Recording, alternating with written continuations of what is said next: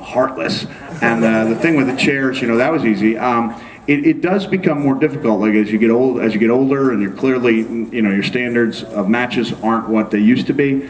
And it's one of the tricks is to try to tweak your image enough to where you are giving some people something different before they realize they're tired of what you were giving them before.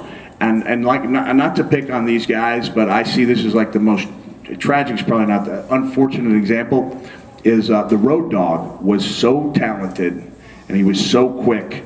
I remember in '97, I was thrown off the stage, kind of like Flair threw me off the stage at the University of New Hampshire. And kind of like when Flair threw me off the stage, I overshot the table. But in this case, I mean, just the leg bent, and I crashed down to the canvas, not to the canvas, to the concrete. And I hurt my ribs, there was a lot of pain. When they came out the next week to show the clip, Brian Armstrong, I think it's his real name, I'm not sure. Does anyone know? It's like, I talk about this time when I wrestled the Motor City Machine Guns, and one of them said something about a guy named Josh, and I said, who the heck is Josh? And he goes, that's Alex. I said, why is your name Alex if your name is Josh? Like, I said, well, you'd have to ask, Kip James, who used to be Billy Gunn, whose real name is Monty. So somewhere, it's a tricky thing.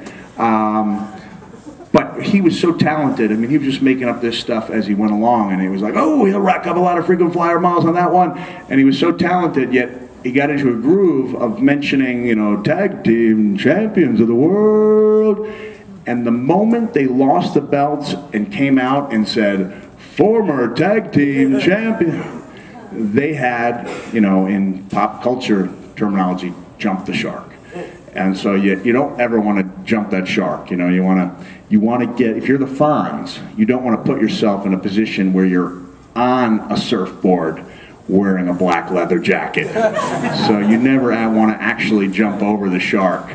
So it's difficult. A lot of it has to do with feeling a match rather than trying to remember a match. And it's if there was a scientific method for it, everybody would get it. But then again, if I knew the scientific method, I wouldn't tell anybody, because that would put my job at risk. It's like Bob Cook was a guy who threw like the best punch in wrestling.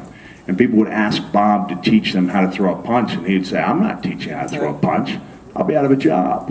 So there is no real answer to it, but I wish I knew, but it's one of the most important things you can possibly do. Nothing's worse than getting hurt and having nobody care. Okay, and that was the last question? All right. What do you guys think? For those of you who attended your first book signing, it wasn't bad, right? Yeah. Not many authors are going to go out on a limb and wear flannel over Hawaiian. Thank you. But you guys are special, so thank you very much. And am I doing the signing right here? Yes. All right, good deal. Thanks a lot. And this book, by the way, was The Truth, On Truth by Harry G. Frankfurt. Thank you.